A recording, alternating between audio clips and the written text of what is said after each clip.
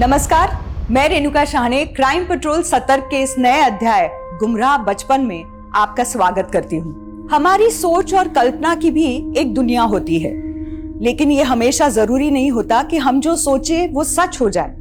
लेकिन अपराध की योजना बनाने वाला दिमाग भी तो अक्सर अपनी कल्पना, अपनी सोच को एक हकीकत की शक्ल देने की ही कोशिश कर रहा होता है। और जब ऐसे परफेक्ट क्राइम घटते हैं तो कई बार वो इतना चकित कर देते हैं कि यही लगता है क्या वाकई ऐसा भी हो सकता है।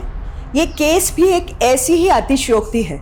जो हुआ था वो बेहद ही संगीन जुर्म था, लेकिन जिस तरह से हुआ था वो अकल्पनीय था। हर मोड़ पे ऐसा प्रतीत हो रहा था जैसे अपराधी ने कोई ऐसा क्राइम थ्रिलर लिख डाला था जिसमें इंसानी जज्बात और हैवानियत का हर वो रंग था जिसने कई हंसती खेलती मासूम जिंदगियों को बेरंग कर दिया था।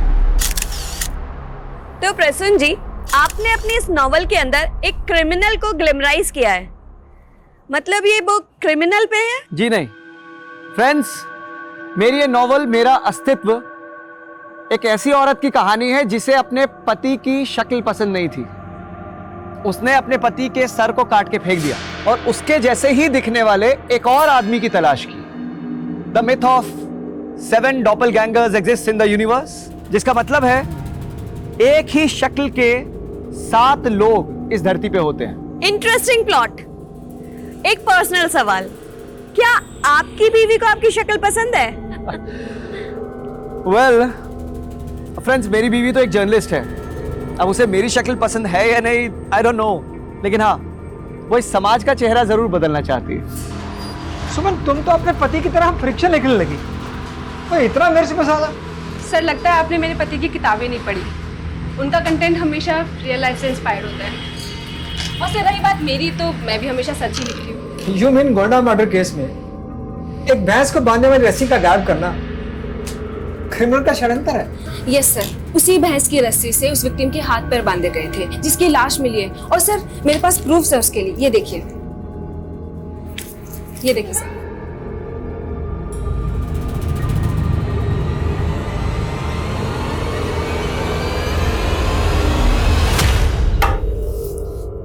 तुम्हारी वाइफ भले ही समाज का चेहरा बदल दे, पर तुम्हारी फितरत कभी नहीं बदल सकती, है ना? मेरी वाइफ की तरह जर्नलिस्ट तुम भी हो, तो मान लो कि आज मैंने अपनी वाइफ की जगह मैंने जर्नलिस्ट बदल ली। वैसे तुम्हारी किताबों के कैरेक्टर्स भी ना तुम्हारी तरह होते हैं, एकदम फ्लर्टी, और बातें एथिक्स की करते हैं। यू नो, कोई भी गुनाह तब तक गुनाह नहीं होता जब तक वो कानून की नजर में ना आ जाए। और जो रिलेशंस रजामंदी से बनते हैं ना, वो गुनाह नहीं होते हैं।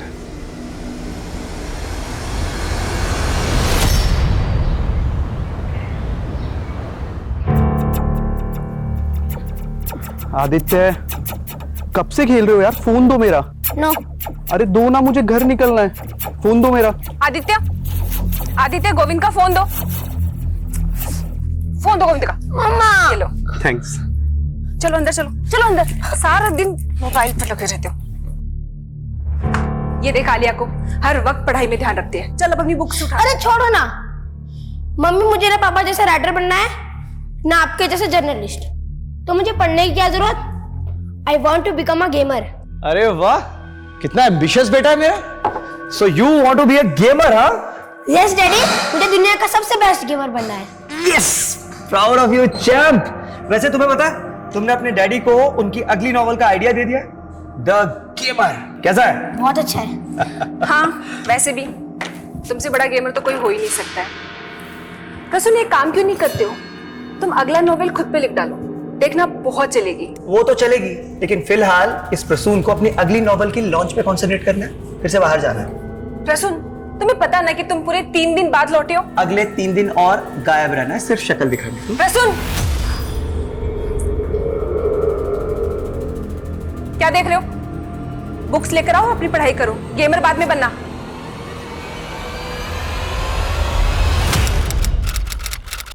सुमन, तुम मेरी बात नहीं समझ रही हो। अगर ये सब इतना आसान होता तो लोगों को फिर सपने पूरे करने के लिए स्ट्रगल ही नहीं करना पड़ता। रुद्र, जर्नलिज्म में मैंने पूरी अपनी जिंदगी दी है, और अगर मैं वो ना लिख सकी जो मैं लिखना चाहती हूँ तो क्या फायदा। रुद्र जरा सोचो, हमारा खुद का न्यूज वेब पोर्टल होगा तो होगा तब जब फाइनेंसर राजी होंगे। वैसे मैं क्या कहता हूँ सुमन, तुम्हारे पति के पास भी इतना पैसा। रुद्र, मैं अपने पति से कोई एहसान नहीं लेना चाहती, ओके? अरे 1 मिनट।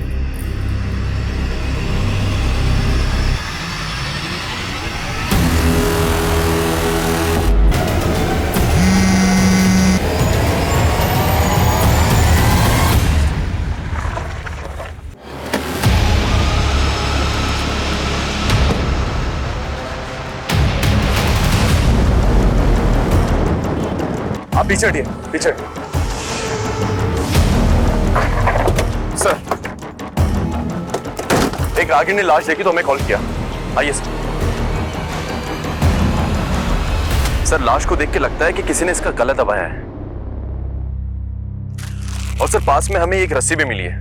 हो सकता है इसी रस्सी से इसका गला दबाया गया हो। और बॉडी पे एक्सटर्नल इंजरी के कोई मार्क्स भी नहीं है? नहीं सर, कोई मार्क्स नहीं है। सर, हमें एक कार मिली है, लावारिस कार। सर, शायद इसी कार से लाश डंप की गई है। क्रिमिनल इस कार को यहीं छोड़कर चला गया होगा। या सर, यह भी हो सकता है कि यह कार चोरी की हो। हाँ, लेकिन ये भी तो हो सकता है कि ये कार इसी लड़की की है। कार में कुछ मिला? इस कार के पेपर वगैरह? नहीं सर, कार में कुछ नहीं मिला। मैंने अच्छे से चेक कर लिया है और कार की डिटेल निकालने के लिए भी बोल दिया है।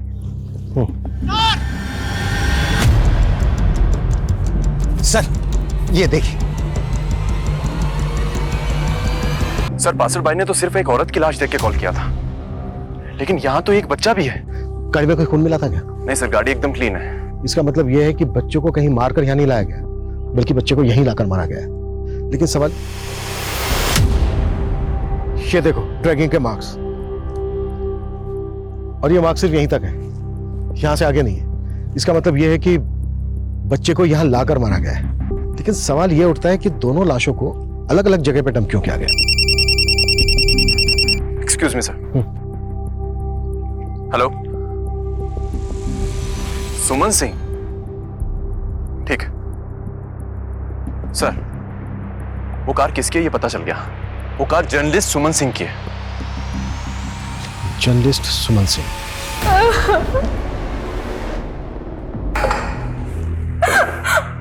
बेटा हिम्मत रखो, हिम्मत रखो बेटा। अच्छा,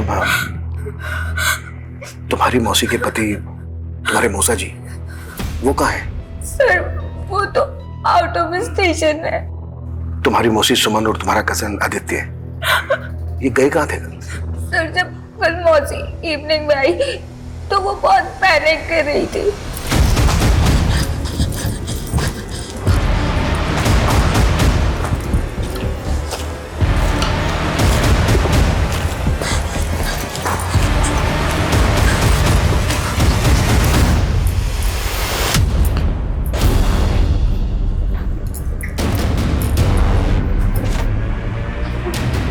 मौसी,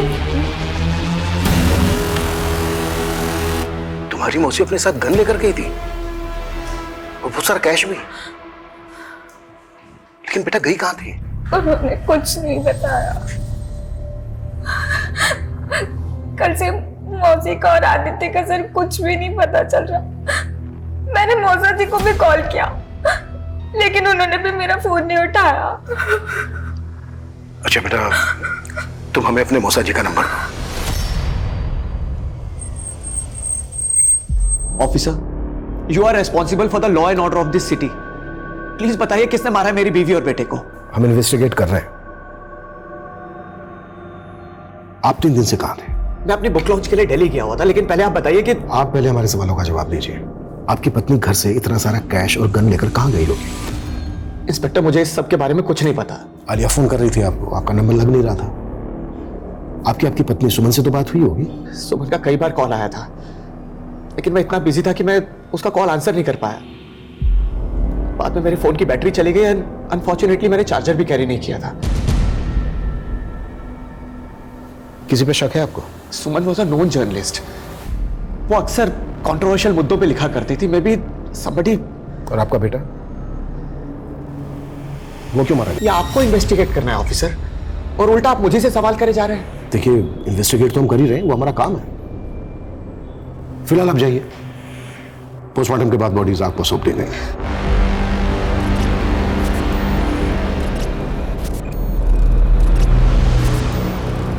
ये आदमी सस्पेंस थ्रिलर नॉवल लिखता है, हमें इसका सस्पेंस पता करना है। फोन की बैटरी चले जाना, चार्जर कैरी ना करना, कहीं इसकी कुकडअप स्टोरी तो नहीं है। पता करो इसकी बीवी के साथ रिश्ता कैसा था। सर। हेलो, जर्नलिस्ट सुमन के मर्डर की वजह जानना चाहते हो? आप कौन? उसका लैपटॉप चेक करो, वजह ही वजह छिपी है।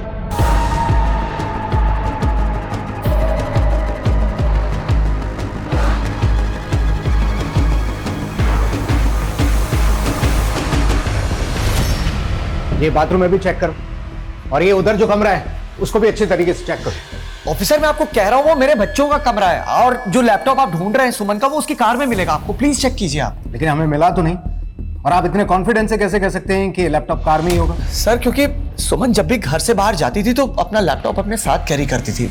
That's why I am assuming. अच्छा, सुमन के ईमेल का पासवर्ड तो होगा आपके पास में? No sir. घर से क्या क्या सामान चोरी हुआ वो चेक किया आपने? करीब 5 लाख रुपए मिसिंग है। और हाँ ऑफिसर, वो गन जो सुमन अपने साथ लेकर गई थी, उस गन के बुलेट्स अभी तक हमें अलॉट नहीं हुए हैं। लेकिन सुमन खाली गन ले जाकर क्या करेंगे?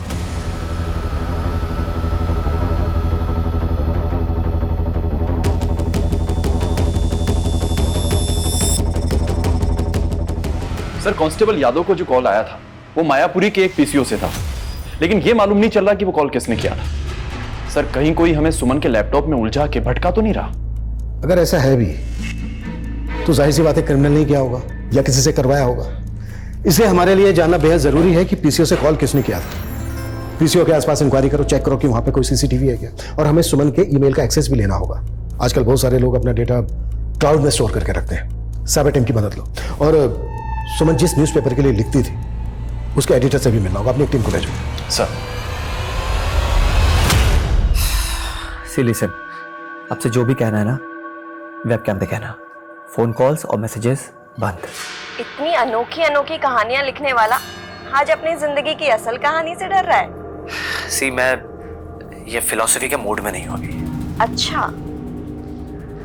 और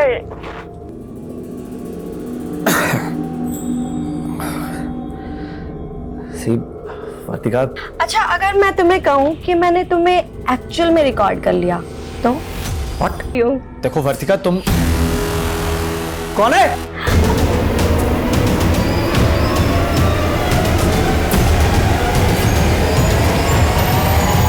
कौन है वहां? क्या हुआ मौसा जी?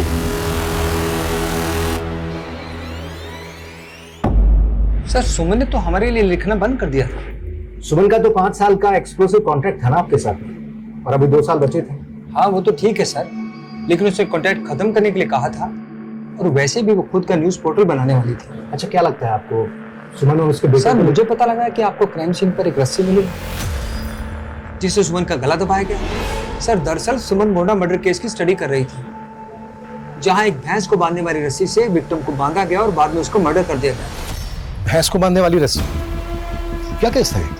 गोंडा का केस है सर, क्रिमिनल भी काफी पहले पकड़ा जा चुका है। मैंने अपने करियर में कई केसेस ऐसे देखे हैं कि जिन मुद्दों को हम लाइटली लेके छोड़ देते हैं, बाद में केस का असल मुद्दा वही निकलता है। ये गोंडा केस की फाइल मेरे कैबिनेट में भेजो। और आदित्य सर, हमने उसके स्कूल से लेकर घर तक काफी पूछताछ की, लेकिन पता ही नहीं चल रहा है कि वो और उसकी माँ उस दिन गए कहाँ। सर, सुमन का क्लाउड ओपन हो चुका है, उसमें कई सारे इन्वेस्टिगेटिव फोल्डर्स भी हैं। ग्रेट।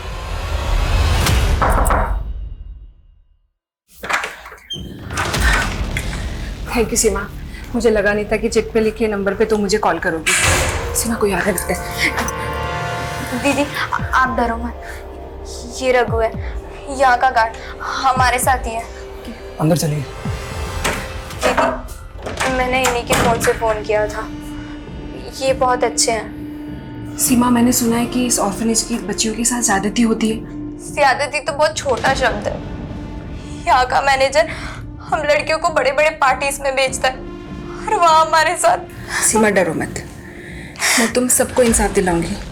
ओके रघु, तुम उस मैनेजर के खिलाफ बयान दोगे? मैडम वो मरवा देगा, लेकिन मैं सीमा की मदद भी करना चाहता हूँ क्योंकि मैं इसे प्यार करता हूँ। बाकी क्लिप्स में तो ऑर्फनेज से जुड़ा हुआ कुछ नहीं मिल रहा। ऑर्फनेज की वो लास्ट क्लिप थी, और वो क्लिप थी 12 तारीख की। सुमन का मर्डर हुआ 16 तारीख को, और अभी हाल ही में ऐसी कोई न्यूज ब्रेक नहीं हुई है। इसका मतलब यह है कि सुमन इस न्यूज को ब्रेक करने वाली थी और उससे पहले उसका मर्डर हो गया।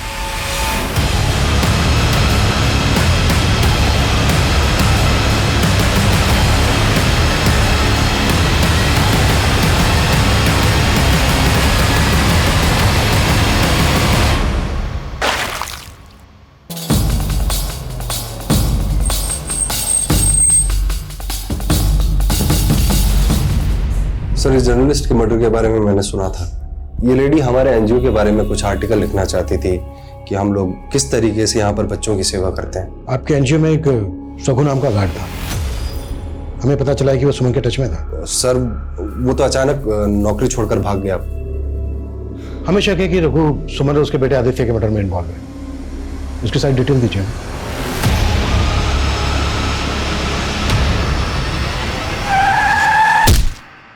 सर, इस मैनेजर ने जो रघु का पता दिया था वो गलत निकला। मैनेजर को उठा ले। कोई फायदा नहीं होगा। ये मैनेजर बोलेगा कि रघु ने ही गलत एड्रेस दिया होगा। ये साबित करने की कोशिश करेगा कि रघु क्रिमिनल एक्टिविटी से जुड़ा हुआ है, इसलिए गलत एड्रेस दिया होगा। मैनेजर पे नजर बना के रखो। इसके द्वारा ही हमें रघु और सीमा की लीड मिलेगी, और ये दोनों ही सुमन और उसके बेटे आदित्य के मर्डर का राज खोलेंगे। सर, सुमन के पति का कहना था कि मर्डर के वक्त उसका फोन बंद था, लेकिन मिडनाइट को उसने सिंगापुर की अपनी एक लीडर से बातचीत की थी। उस वक्त तो दिल्ली के एक होटल में था एक लड़की के साथ। हाँ था, मैं लड़की के साथ। तो क्राइम सीन पे तो नहीं था ना? ये पूछ के साबित क्या करना चाहते हैं आप? एलिबाई स्ट्रॉन्ग करके सुपारी किलिंग। ये दिमाग तो नहीं खराब हो गया? आवाज नीचे। दरअसल इंस्पेक्टर साहब, मैं आप पे नहीं, मैं खुद पे फ्रस्ट्रेट हो रहा हूं। मेरी अयाशी लेट हो गई मेरी बीवी सुमन और बेटे आदित्य को। जो भी बोलना चाहते हो साफ साफ बोलो। मेरे लिए तो सब साफ हो गया इंस्पेक्टर। दरअसल बात यह है कि उस दिन मेरा बेटा आदित्य किडनैप हुआ था और सुमन उसके रैंसम के पैसे लेकर गई थी और मारी गई। व्हाट? जी, यह मुझे आज ही पता चला। उस दिन सुमन मुझे बार बार कॉल करती रही, लेकिन मैंने उसका कॉल उठाया नहीं। उसके बाद उसने मुझे कई वॉइस मैसेजेस भी भेजे थे जो मैंने उस दिन चेक नहीं किए। लेकिन आज सुने। प्रसून, तुम मेरा फोन क्यों नहीं उठा रहे हो? Call me back immediately. Aditya का किडनैप हुआ है। किडनैपर्स ने मुझसे 5 लाख रुपए की रैंसम मांगी है। सुमन रैंसम के पैसे लेके गई और अगर सुमन को रैंसम के लिए कॉल आया होता तो उसके सीडीआर में दिखता, लेकिन उसके सीडीआर में हमें ऐसा कोई कॉल नहीं दिखा। इंस्पेक्टर साहब, आप बोल रहे हैं कि मेरी बीवी सुमन एक जर्नलिस्ट थी, और जर्नलिस्ट के अक्सर दूसरे सीक्रेट नंबर भी होते हैं। शायद उसी नंबर पे रैंसम का कॉल आया होगा। सुमन का दूसरा नंबर है तुम्हारे पास? सर, मैंने कहा दूसरा सीक्रेट नंबर, वो सीक्रेट रखते हैं, फैमिली मेंबर्स को भी नहीं बताते। लेकिन शायद रुद्र को पता होगा। कौन रुद्र? सुमन का। इंस्पेक्टर साहब, मुझे शक है कि जिस तरह मेरे दूसरी औरतों के साथ रिलेशन रहे, मेरी बीवी सुमन और ये रुद्र भी। सिर्फ एक आवाज के बेसिस पे हम ये नहीं मान सकते कि जो प्रसून कह रहा है वही सच है। लेकिन सर, वो आवाज हूबहू सुमन की लग रही है, और वो वॉइस मैसेज भी उसी के नंबर से आया था। शायद तुमने प्रसून की किताबें नहीं पढ़ी है। उसके क्राइम थ्रिलर उसके बयान से भी ज्यादा घुमावदार होते हैं। मुझे लगता है कि वो हमें घुमा रहा है। आई स्ट्रांगली फील वो इस मर्डर में इन्वॉल्व है।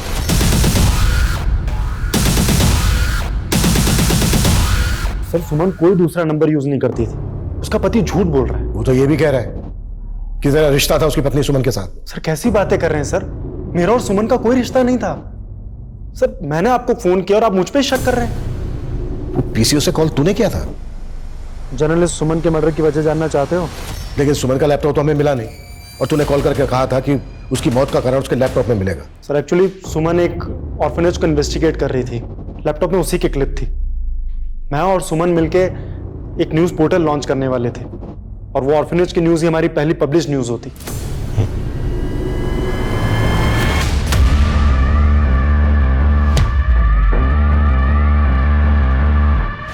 सर, ऑर्फनेज का मैनेजर गिरीनेश अचानक से गायब हो गए हैं।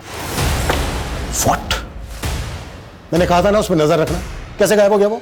शायद घर के पिछले दरवाजे से। तो खड़े क्या कर रहे हो यहाँ पे? पता करो कहाँ गायब हो सकता है वो। सर, एक बात और, शामली पुलिस को रघु की लाश मिली है। हिट एंड रन केस है, लेकिन सीमा का कहीं पता नहीं चल रहा। शायद रघु और सीमा, सुमन, ये हिट एंड रन का केस नहीं है, बल्कि रघु को मार के सीमा को गायब किया गया है।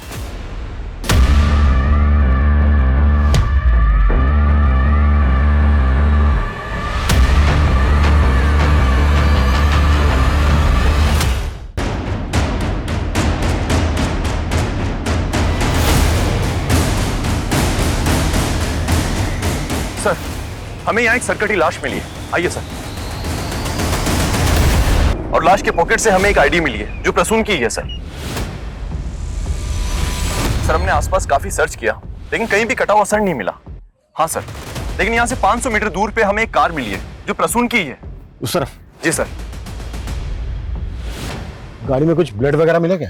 नहीं सर, कार एकदम क्लीन है। लेकिन सर, आदित्य की किडनैपिंग, रैंसम और सुमन के वॉइस मैसेज के बाद में हो सकता है ये प्रसून की एक नई साजिश हो। अपने आप को मर्डर चार्जेस से बचाने के लिए किसी की लाश को डूब करके भाग गया होगा। एक फेमस बुक ऑथर अपने आप को इस तरह से गायब करे, इस पे यकीन करना थोड़ा सा मुश्किल है। पर कभी कभी गुनाहों की दुनिया किताबों की दुनिया जैसी काल्पनिक लगती है। क्या ये भी इसी तरह का अपराध है? सर, हम लाश का डीएनए आदित्य के डीएनए से मैच करते हैं। रिपोर्ट आने में बहुत टाइम लगेगा। तब तक तुम ये पता करो कि प्रसून का कोई जानने वाला गायब है क्या जिसकी कदकाठी उस सरकटी लाश से मैच करती हो। Okay sir. सर, आप मुझे बेकार में परेशान कर रहे हैं। अगर ये सब प्रसून ने किया है तो मैं इसमें इन्वॉल्व नहीं हूँ। सुमन और आती, वो भी एक होटल रूम में। आफ्टर ड्यूटी आप क्या करते हैं, इट्स योर प्राइवेट लाइफ, और सबकी प्राइवेट लाइफ किसी क्राइम से नहीं जुड़ी हो सकती। आप जा सकते हैं। सर, इस ऑर्फनेज की लड़कियों की लिस्ट देखिए, इसमें एक नाम आलिया का भी है। आलिया? कौन, वो सुमन की भतीजी? Yes sir. लेकिन उसका नाम इस लिस्ट में कैसे हो सकता है? मेरे पेरेंट्स की मौत के बाद मैं अपने चाचा चाची के साथ रहने लगी थी, लेकिन मैंने मेरी चाची को कभी ये बात नहीं बताई। लेकिन उनको ये बात पता चल गई और उन्होंने मुझे ऑर्फनेज में भेज दिया। ये ऑर्फनेज वाले तुम्हें पार्टीज में भी भेजते थे क्या? तुम, मेरा मतलब समझ रही हो ना मैं क्या पूछ रहा हूँ? नहीं, मैं वहां 1 महीना रही थी, लेकिन मेरे साथ ऐसा कभी नहीं हुआ। लेकिन सीमा बताती है कि उसके साथ ये सब होता रहता था।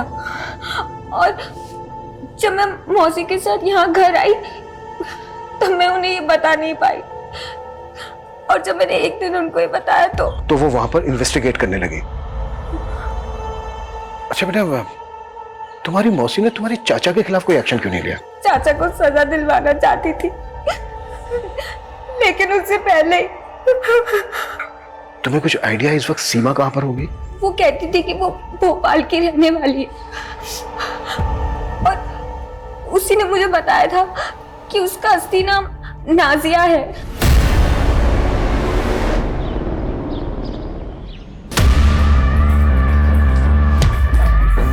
मैं दरवाजे पर ताला लगा कर जा रहा हूं, बाहर निकलने की कोशिश भी मत करना, समझी?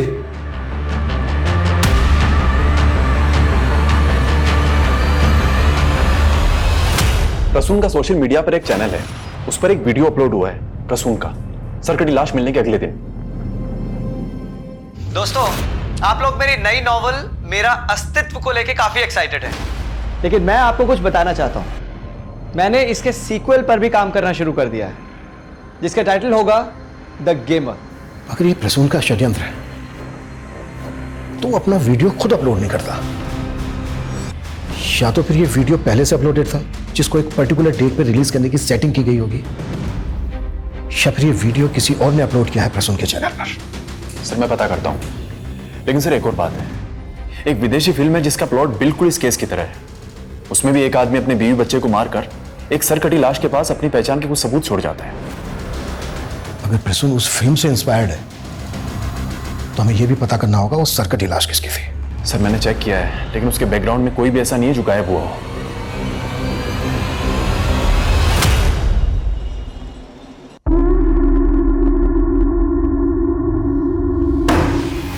चल खाना खाने।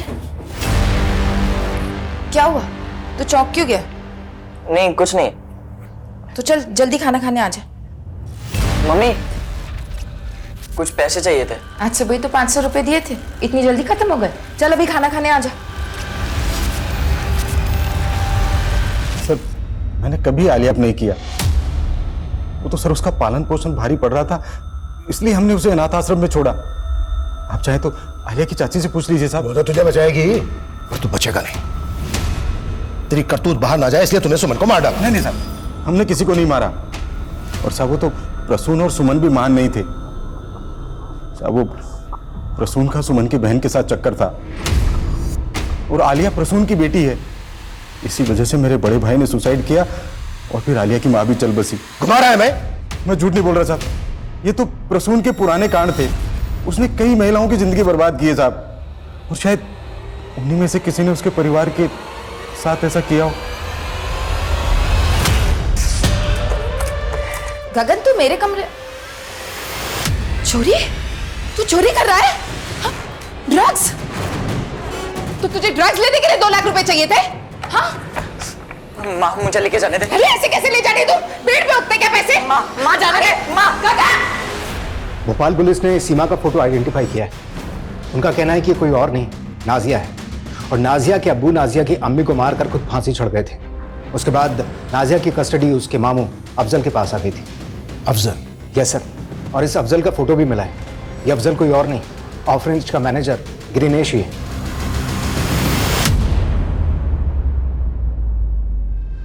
सीमा उर्फ नाजिया, ऑर्फनेज के मैनेजर ग्रीनेश उर्फ अफजल की भांजी। और सर पता चला है कि इस अफजल का विदिशा में घर भी है।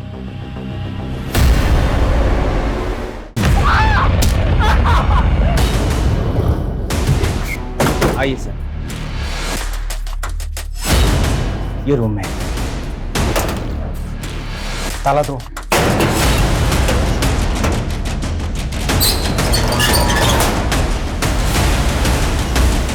पूरे घर को अच्छी तरीके से चेक करो।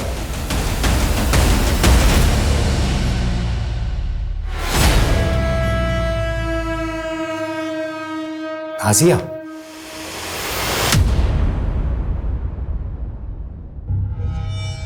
मामू मुझे वहां बंद करके गए थे, मुझे नहीं मालूम वो कहाँ है। और तुम्हें ये तो मालूम होगा तुम्हारा मामू अफजल ऑर्फनेज में ग्रीनिश बन के रह रहा था और तुम सीमा। चल क्या रहा था ये? मैं अपने ही मामू की कठपुतली बन के रह गई थी। वो मुझे उस अनाथ आश्रम लेके गए और बाकी लड़कियों के साथ मुझसे भी धंधा। रघु को मुझसे हमदर्दी थी, वो मुझे बचाना चाहता था। जर्नलिस्ट सुमन भी तुम्हें बचाना चाहती थी और तुम्हारे साथ साथ बाकी लड़कियों को भी, पर मारी गई वो। सर मैं सच कह रही हूँ, मुझे इस बारे में कुछ नहीं पता। पर उस रात जब वो वहां आई थी तब। दरवाजा खोल, खोल दरवाजा, नहीं तो खोल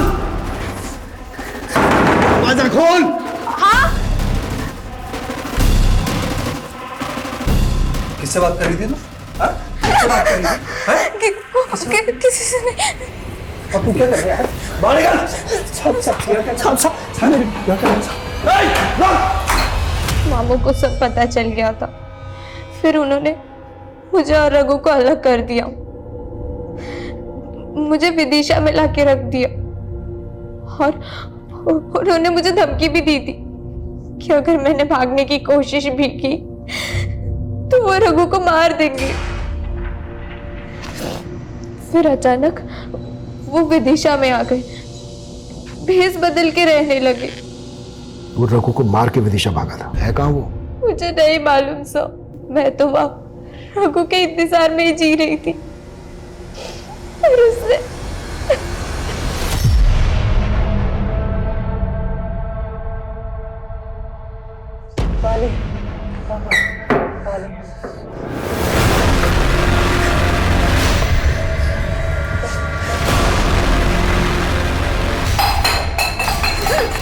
वानी कुछ नहीं मिलेगा इससे। तड़पने दो और तड़पने दो, तड़प दो।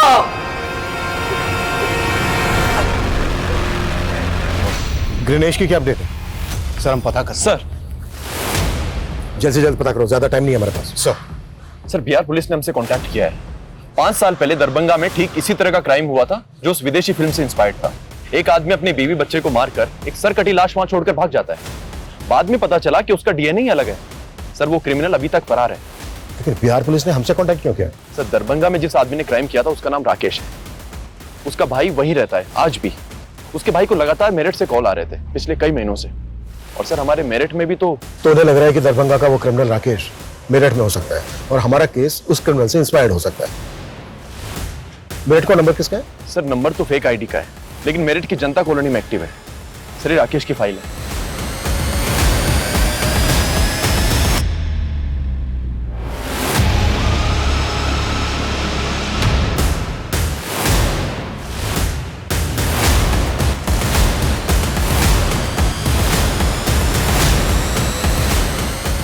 सुनिए, ये इनको कहीं देखा है, पहचानते हैं? ये तो रोहित भाई है, अभी अभी सिगरेट लेके गया। किधर गया? इधर गया। अनिल,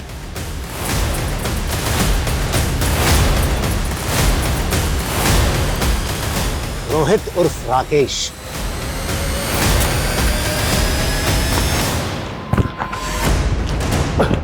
पांच साल से दरभंगा पुलिस को चकमा दे रहा था और अब यहाँ के प्रसन्न और उसकी फैमिली को। लेकिन मैं अपनी बीवी की चिक-चिक से बहुत तंग था सर। एक दिन गुस्से में उसका खून कर बैठा और मजबूरी में मुझे अपने बेटे को भी मारना पड़ा। फिर मैंने उन दोनों की लाश फेंक दी। दरभंगा पुलिस को जब लाश मिली तो सर वो मुझ पे ही शक करने लगे। उससे निजात पाने के लिए मेरे अंदर उधेड़-बुन चल रही थी सर। और फिर सर मैं विदेशी फिल्म की स्टोरी को अपनी रियल लाइफ में कॉपी करने की सोचने लगा। और फिर मैंने एक भिखारी ढूंढा और उसका सर काट के अलग कर दिया और उसकी जेब में अपनी आईडी डाल दी। सर मैं तो यहाँ पर अपनी पहचान बदल के रह रहा था, लेकिन यहाँ भी मेरे जैसा मर्डर। मैं तो खुद हैरान हूं कि मेरा तरीका किसने कॉपी कर लिया सर। चल एक बार को मान लेते हैं कि तू सच बोल रहा है। तो ये बता, यहाँ पे ये बात तूने अपनी किसी को बताई थी? एक दिन नशे में एक लड़के के आगे मुंह खोल बैठा था सर। मुझसे चालाकी करने की कोशिश भी मत करना, तू जानता नहीं मैं क्या चीज हूँ। अबे दरभंगा पुलिस को 5 साल से घुमा रहा हूँ, तू क्या चीज है? कौन था वो लड़का? गगन। सर मैं खुद गगन को लेके काफी दिनों से परेशान हूं। पता नहीं कहाँ चला गया वो। कहीं चला गया? तो छिपा के रखा उसको कहीं? मेरे बेटे को ड्रग्स की लत है, उसको यहाँ रोक के रखना आसान नहीं है। अपनी तलब पूरी करने के लिए वो कभी भी भाग जाता है। कभी भी भाग?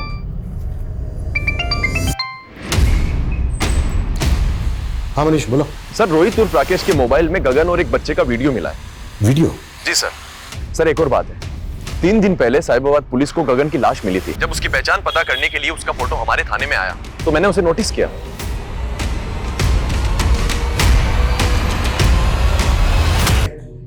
क्या है? सर वो मैं बस पैसे के लिए ब्लैकमेल। Sir blackmail?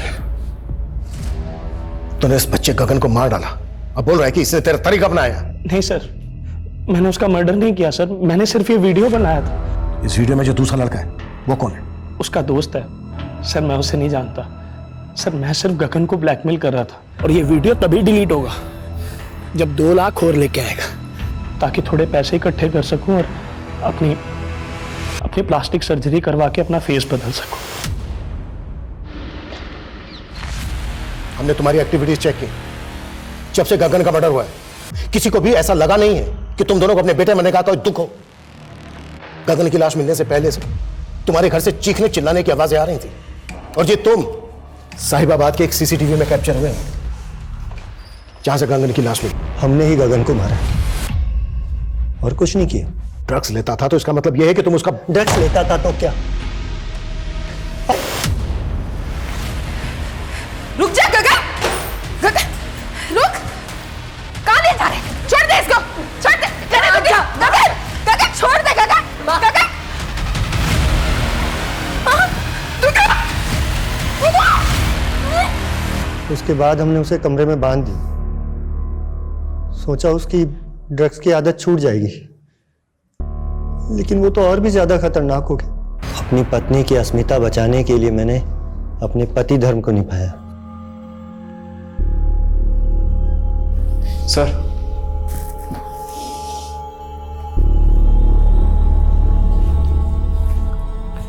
हाँ मनीष। सर, वीडियो में दिख रहे उस दूसरे बच्चे का मालूम चल गया है। वो गगन के स्कूल में पढ़ता था। इस वीडियो में गगन के साथ जो दूसरा लड़का है वो तुम हो। चुप क्यों अब? सर, वो गगन नशे में पागल हो जाता था और मैं भी। सर, फिर गगन ने मुझे बताया वो आदमी ब्लैकमेल कर रहा था। उसे पैसे नहीं देते तो वो वीडियो अपलोड कर देता। सर, रोहित ने 8 लाख रुपए लिए गगन से। इतना सारा पैसा कहां से आया तुम लोगों के पास? सर, वो गगन का माइंड था। सर, उसके दोस्त ने बोला कि आदित्य को उठा लेंगे तो। गगन का कौन दोस्त? सर, उसको मैं नहीं जानता सर। वो बस उसका नाम मालूम है, गोविंद। वो आदित्य को मोबाइल गेम का शौक था तो गगन ने उससे दोस्ती की और उसे बोला कि उसे गेम खेलने देगा अपने फोन में। फिर हम उसे ले आए और अपने बेटे को जिंदा देखना चाहती है तो 5 लाख रुपए लगेंगे। आप प्लीज मेरे आदित्य को कुछ मत करना, बस मैं अभी आपके पास पहुंच रही हूँ।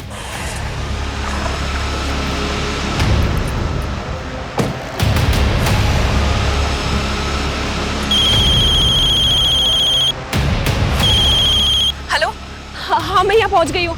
तुम कहाँ हो?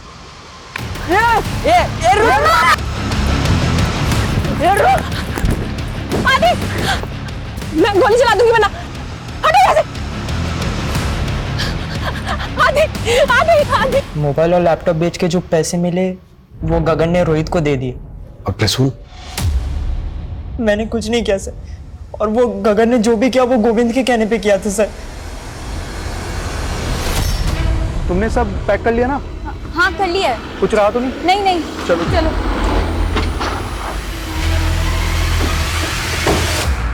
गोविंद आ लिया। अरे वाह, क्या बात है। बैग वैग के साथ कहाँ जा रहे हो तुम? सब पता चल गया है हमें। गगन तुम्हारा दोस्त था और ये आलिया तुम्हारे क्लासमेट। क्या गोविंद बॉयफ्रेंड है ना तुम्हारा? प्लीज आदित्य, मासी को कुछ भी मत बताना please. Please Aditya, please. Please Aditya, please. Please कुछ भी मत बताना। ठीक है, एक शर्त पे नहीं बताऊंगा। हाँ। अपना मोबाइल देना पड़ेगा मुझे गेम खेलने के लिए। लेना। ठीक है, नहीं बताऊंगा। तो उसको किडनैप करवा दिया? नहीं नहीं सर, मैंने तो सिर्फ गगन को ये बोला था कि 2-4 लगाकर उसको धमका देना, लेकिन उसने आदित्य को किडनैप कर लिया। झूठ मत बोल। नहीं सर। उन पैसों में से शेयर तुम दोनों को भी मिला था ना? नहीं सर, पहले मुझे कुछ नहीं मालूम था, लेकिन बाद में मुझे गोविंद ने सब कुछ बता दिया था। जब गोविंद मुझे बताने के लिए घर आया तो मौसा जी ने उसको देख लिया। फिर उनको हम पे शक हो गया। मैं गोविंद को बचाने के लिए कुछ भी कर सकती थी सर। अंकल, आप गलत सोच रहे हैं, ऐसा कुछ भी नहीं है। मैंने खुद देखा तुम्हें भागते हुए, झूठ मत बोलना।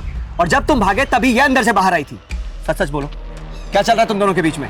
और सुमन और आदित्य के मर्डर से तुम्हारा क्या कनेक्शन है? कोई कनेक्शन नहीं है मौसा जी। वो उस दिन मैं वो ऐसा कुछ भी नहीं है, उल्टा मुझे गगन पे शक है। लास्ट टाइम आदित्य को मैंने उसके साथ ही देखा था। वो गीता कॉलोनी के पास वो जो जंगल है ना, वहाँ पे वो अपने दोस्तों के साथ नशा करता है। बताया था ना मैंने तुमको। वो। तुम जानते हो वो जगह? हाँ हाँ मैं जानता हूँ ना। चलो मेरे साथ। आप चलिए। गाड़ी में जाते जाते मैंने गगन को मैसेज कर दिया था कि मैं परशुन अंकल को लेकर गीता कॉलोनी के पास वाले जंगल में आ रहा हूँ। तू हथियार लेकर तैयार रहना।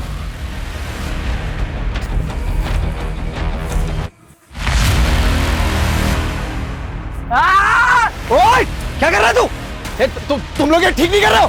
पागल हो गए क्या?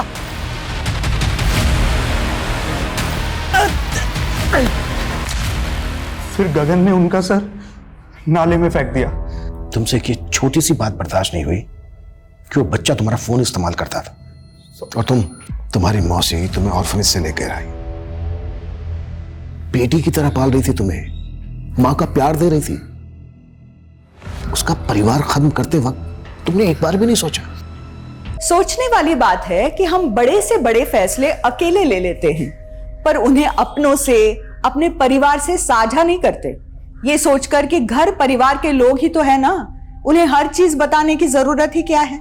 इसीलिए समाज की सबसे छोटी इकाई परिवार, जो साथ रहने वाले लोगों से बनता है, उनके बीच संवाद, आचार विचार होते रहने से जटिल समस्या यूं चुटकियों में खत्म हो जाती है।